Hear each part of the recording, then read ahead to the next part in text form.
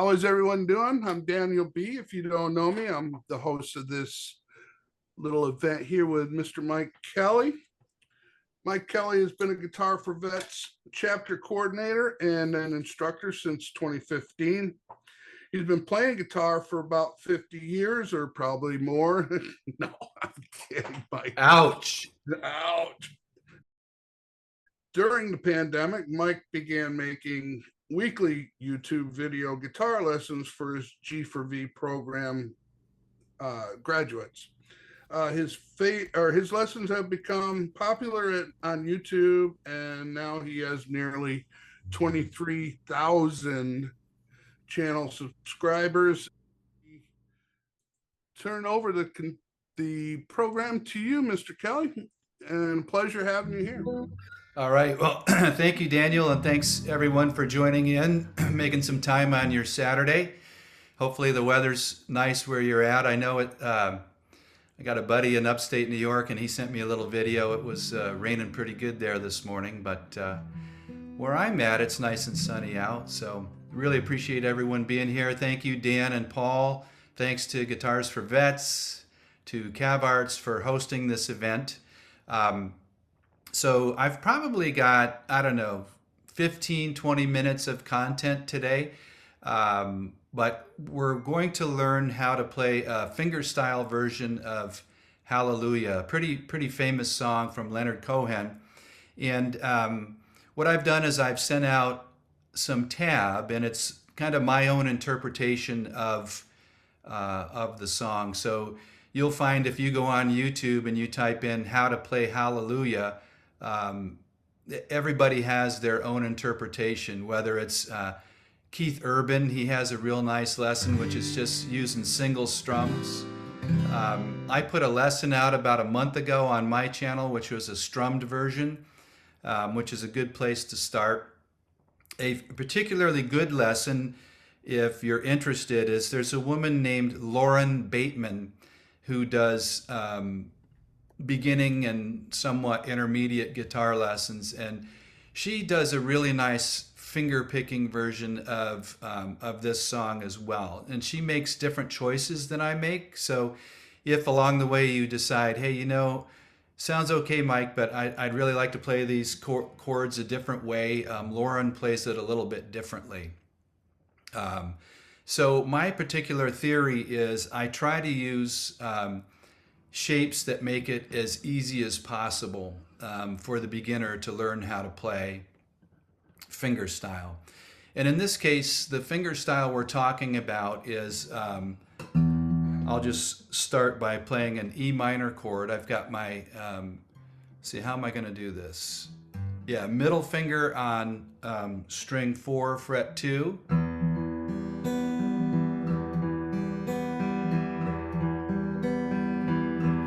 And the pattern I'm using is thumb on the bass string on string 6, and then thumb again on string 4, and then index, middle, index, thumb. So that is the basic pattern that we're looking at. Thumb, thumb, index, middle, index, thumb. String 6, 4, 3, 2, 3, 4.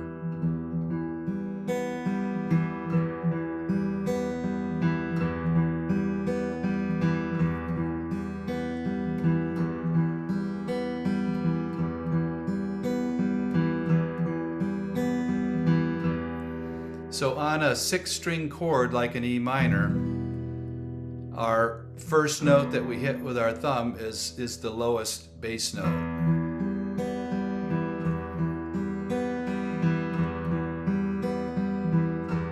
And the particular choice I'm making is to play the bass note on string 6 and then the subsequent notes on strings 4, 3, and 2, and then back to 3, 4. So you'll see when we go to the G chord, and what I do to play the G chord in this song is I use my my ring finger on string 6, fret 3, so it's the bass note of a G chord. And so we're using the same pattern, the thumb, and then going to strings 4, 3, 2, 3, 4.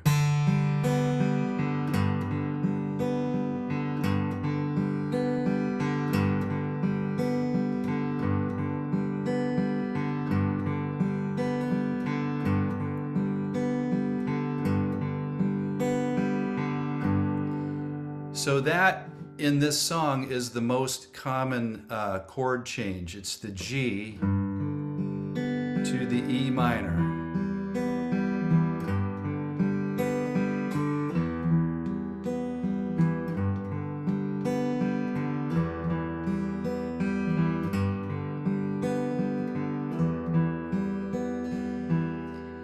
So what I'd recommend is if you're just learning how to play this song, that would probably be enough to get right in one day, to be able to go from that G to that E minor.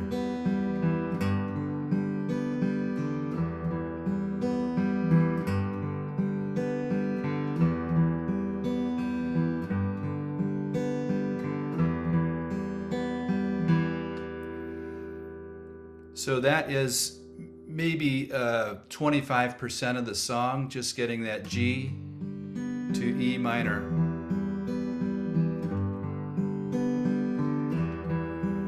Now, one thing I failed to mention today, but I mentioned it in my preview video, is the time signature of the song. So it's in 6/8 time. So it's a 1, 2, 3, 4, 5, 6, 1, 2, 3, 4, 5, 6, kind of like a waltz. You could consider it 1, 2, 3, 1, 2, 3, 1, 2, 3, 1, 2, 3, 1, 2, 3, 4, 5, 6, 1, 2, 3, 4, 5, 6.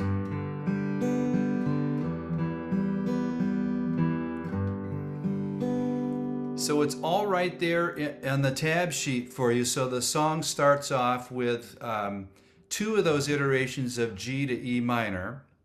And then when the singing starts, I've heard there was a secret chord. It does that twice, that David played, and it pleased the Lord. Now it goes to a C chord. So when you play the C, you're now playing a traditional C shape, and you're starting your bass note on string 5, because a C is a 5-string chord, so the bass note is there, the fretted 3rd fret of string 5, and then the pattern is 5, 4, 3, 2, 3, 4.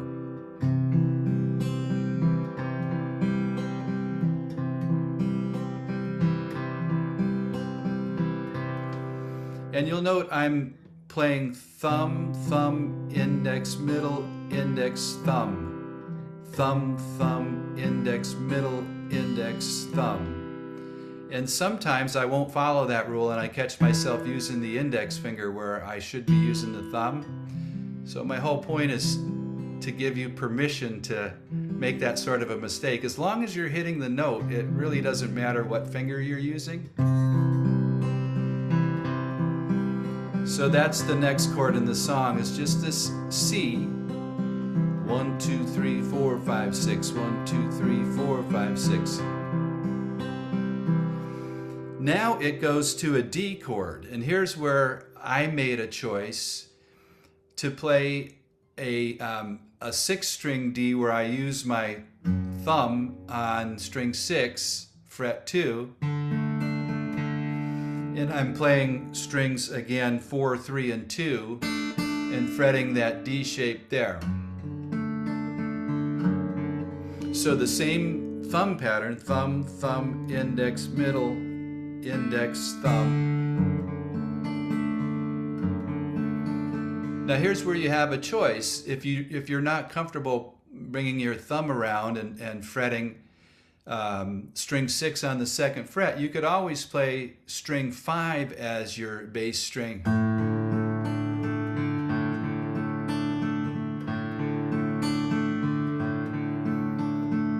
Because that open A is part of a D chord. Now the other thing you can do, and this is what Lauren Bateman does in her lesson, is she just plays the highest notes of the D chord.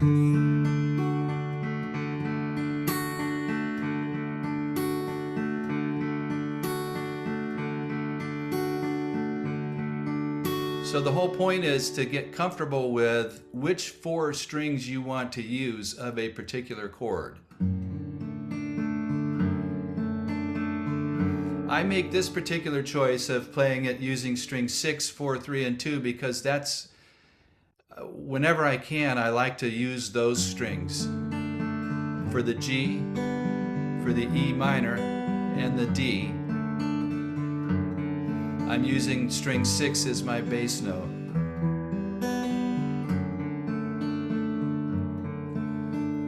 Okay, so where are we here? So we're, if we start from the top, I heard there was a secret chord that David played, and it pleased the Lord. But see, you don't really care for music, G, do you?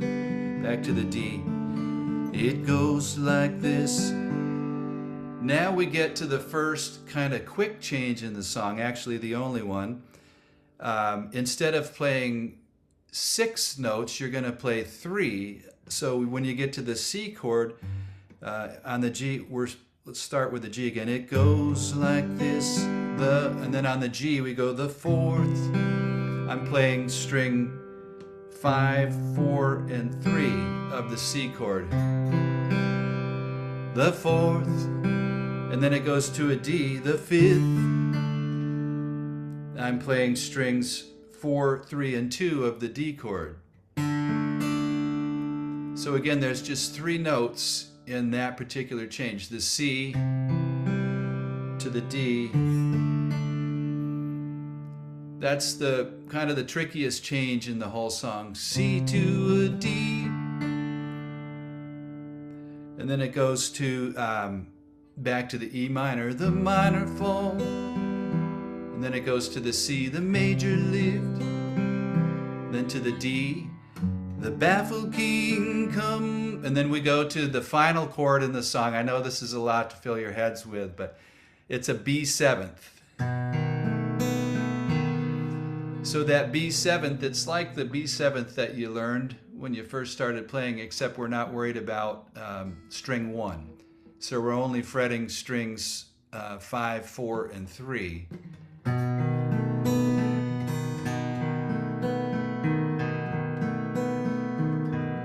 Hallelujah.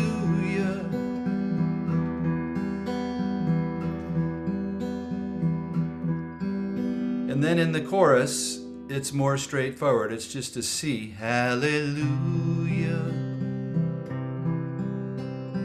Twice through the C and then twice through the E minor. Hallelujah.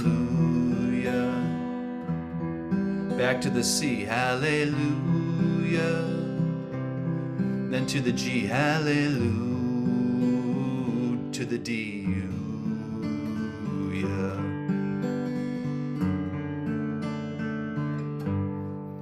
And so that's really the whole song. The rest of it is just repeating the same series of chords. So as I mentioned earlier, if you're just tackling this for the first time, then I'd recommend getting down the various changes. So the first change to get down is the G to the E minor.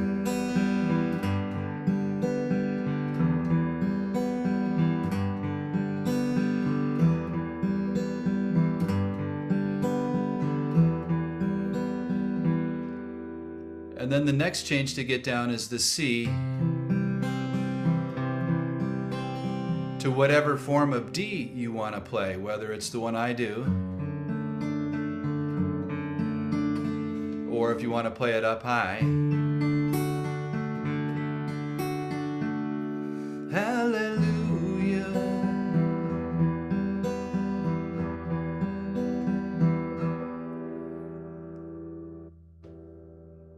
So I think what I'll do is take a pause right here and see if anybody has any questions, because I've hit you with a fire hose here for the first 10 or 15 minutes. Mike, I have a question. If you're new to fingerpicking and a recent graduate, so you have some chords under your hands, I notice when you do your G and your E minor, you're not necessarily doing all of the strings, but Right. when you're doing the C, for example, you are. Any thoughts for a new guitar player on should they worry about like could you just make a full G chord but just not fingerpick those ones, or is there an easier way to approach that? Yeah, I think that the way I do it is I play the full chord. But what that means then is when you make your change, like from the G to the E minor,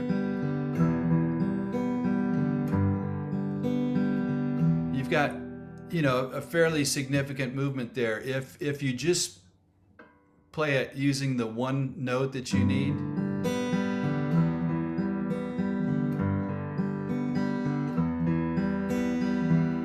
it's probably a little bit easier. So if I had someone who was just learning how to play guitar today, that hadn't already embedded in their mind, oh, here's a G shape, here's an E minor shape, then that's how we'd start. But I'd say it's whatever works for you. As I prepared for this lesson, I tried it both ways, and I think I played it a lot more cleanly without fingering the whole chord. But again, it's like all of this stuff, it's a matter of what it is that you do that makes it easiest for yourself. So there is no one best way to do it.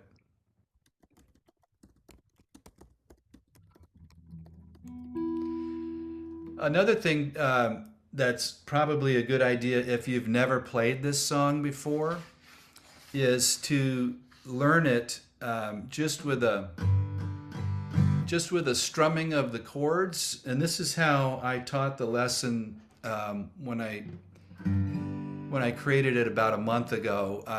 So because it's a 6-beat song, it's really hard to do a down, up, down, up, down, up. So the way I taught it was just do all down strums. So if we just do the first part of the song, we start with the G to the E minor. 1, 2, 3, 4, 5, 6. 1, 2, 3, 4, 5, 6. 1, 2, 3, 4, 5, 6. 1, 2. I heard there was a secret chord that David played, and it pleased the Lord, but you don't really care for music, do you?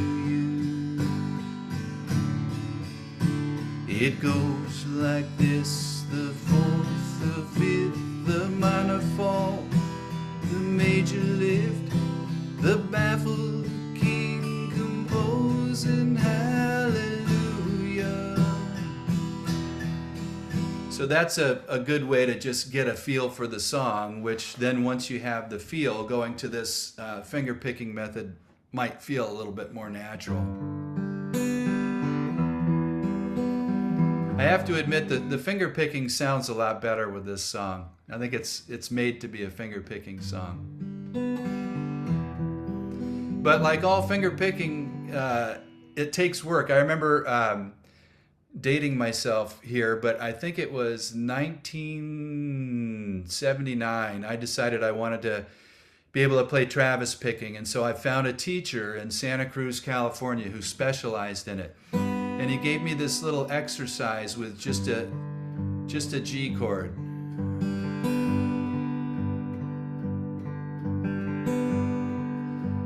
And I played this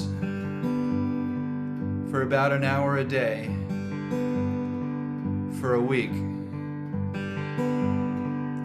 And when I came back a week later to play it for him, I messed it up big time. So I know that it's not easy to do this because, doing something with this hand that is out of cadence with something with this hand is kind of like patting your head and rubbing your stomach at the same time. It's really something you have to commit to muscle memory to be able to do.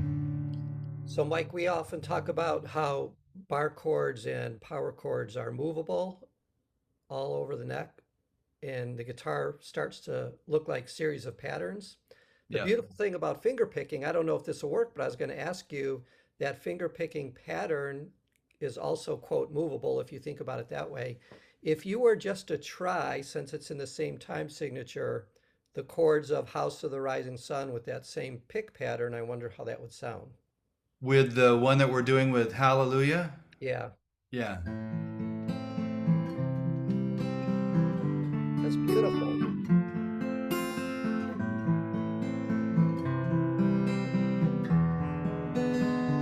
Yeah, it works perfectly. Whoops.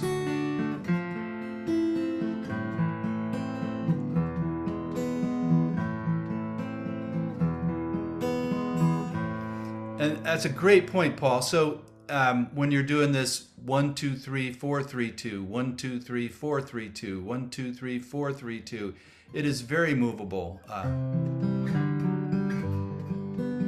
So House of the Rising Sun is another one to use that same picking pattern with to get to learn how to play it. Now, these types of songs where you do these arpeggiated,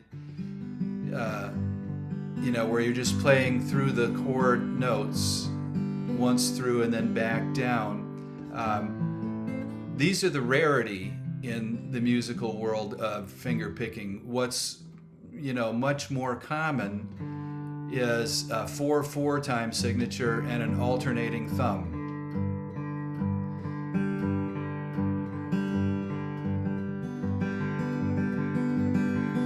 And I've committed to Guitars for Vets and CAVARTS that I'll come back in the fall or late summer, and we'll start working on that Travis style of finger picking. Steve Vaughn wants to know if your Travis picking teacher was in the Bay Area. Yes, yeah, he was in Santa Cruz. Yeah, he's no longer with us. I can't even remember his name right now. I should be able to remember it, but I can't. But he was a fantastic player, and I wanted to be Leo Kottke back in the day, and he was a guy that taught me the basics of how I could sound like Leo Kottke. And then I just kind of played guitar that way for around 30 years. And of course, now that I'm teaching beginning level and intermediate lessons, it's much more strumming based. But I'd love to get back more into finger picking, fingerstyle teaching as well. Mike, when you had shown that exercise that instructor showed you, I'm Yes. thinking like for those of us that might be new to still getting our finger picking hand to cooperate with us, can you walk us through just that exercise really Yep. slowly? Yeah, And and this will be the pre-work that I'll send you in September. okay. So you're getting a jump start. And let's make sure we can see your full finger Right. picking hand.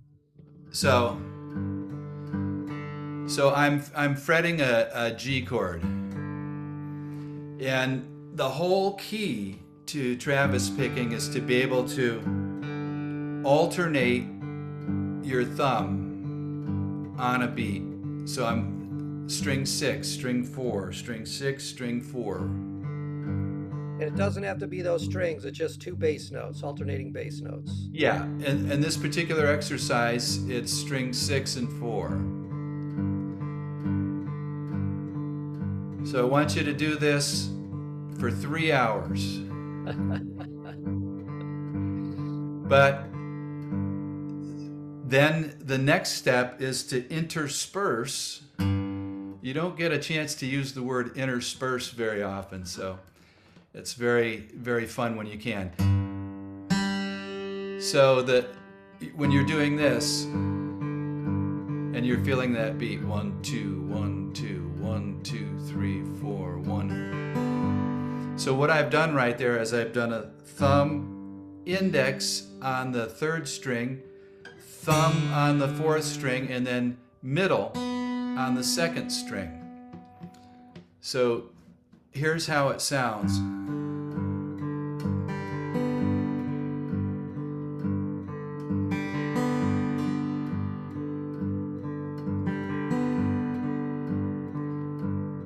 Thumb index, thumb middle.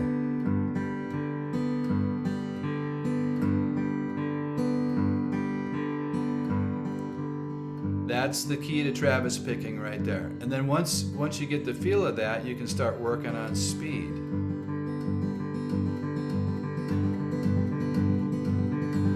Then you can start to sound like Leo Kottke. But it's all based on this alternating thumb.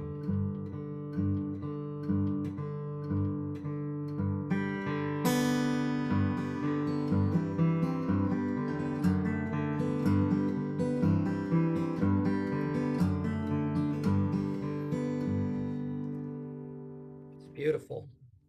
Yeah, it's really fun, and that just opened up a whole world for me way back in the day. It's very rewarding, and like you say, it's very movable. So, you know, you can play it with a G. So again, it's strings 6, 4, 3, and 2, and this is kind of why I chose the same strings to be picking for Hallelujah, is because I use this so often in Travis picking, but you can do the G and then go to a C over G, back to the G, to a D, G, C over G, G, D, G. But that's the goal for our next lesson, and I'll send out a video and some tab to help everybody prepare. But like I said, it's a lot of work. So if you haven't ever done that, then just to get the sensation in your fingers is quite a bit of work. But once you get it, it stays with you. There really is a different feel with the 4/4 and the 6/8 time. Do Yeah. you think that the picking pattern that you taught us for Hallelujah would work? I know we did House of the Rising Sun, but is that kind of a way to think about that? Is if I have a song in 6/8 time, I almost could get away with that picking pattern? Yeah. Yeah, I think waltzes lend themselves to that arpeggiated sort of pattern. Because I'm thinking if I tried to use Travis picking for Hallelujah, I've heard there was a secret chord, I'd have to change the tempo that David played because it pleased the Lord. But you don't really care for music, do you? And that's fine if you want to make your own version of it, but to do a waltz, because it's a... And you're saying you'd have to change the tempo if you are trying to get alternating bass? Is that what's making you change the Yeah, tempo? yeah. So because it's a 1, 2, 3, 1, 2, 3, 1, 2, 3, 4, 5, 6, it's a very deliberate beat that doesn't really lend itself to Right. a syncopated sort of fingerstyle pattern. It's much more straightforward.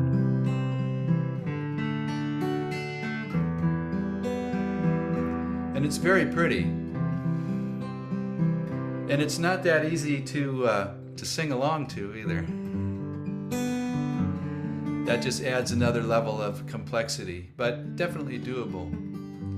Because you're Like thinking more about your fretting or your strumming hand, or why? Well, you just got one more multitasking operation. So, you know, the first thing you've got going now, instead of strumming, you've got... So that's more complicated than strumming right there for your brain. Now you add singing to the hallelujah, hallelujah, hallelujah, hallelujah. It's really quite an accomplishment to be able to sing and play fingerstyle at the same time. Not impossible, because even I can do it. So. And I would even say going with Travis picking makes it an extra layer, because that thumb is doing a little bit more work than just in regular finger picking. The timing. Yeah, I guess.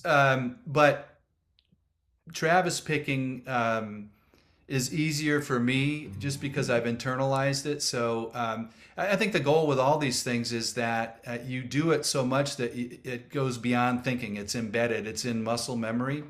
So then you don't really have to think about it and you can sing along. But Mike, when we you, have, oh, I'm sorry. no, go ahead, We Dan. did have a question, Okay. and that was, some teachers say, to plant your pinky as an anchor, and others say to not and get used to the floating. Yep, Which do you recommend? both. So for Hallelujah, I definitely am planting my finger.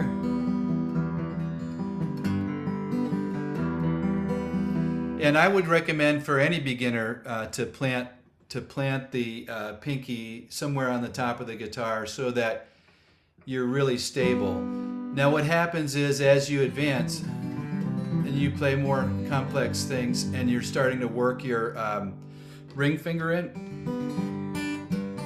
then it becomes impossible to plant at some point. You know, you're kind of like a classical guitarist now, up over on top of the strings. But if it's any guidance, Tommy Emmanuel plants his pinky finger. And when I first saw him play, I'm like, wow, that's one of the few really top-notch fingerstyle players that does that. But it just kind of redefined it for me. Hey, if Tommy Emmanuel does it, then it's got to be right.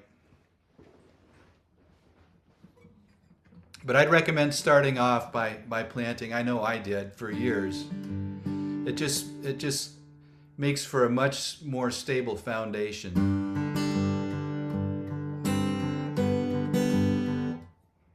That sort of thing.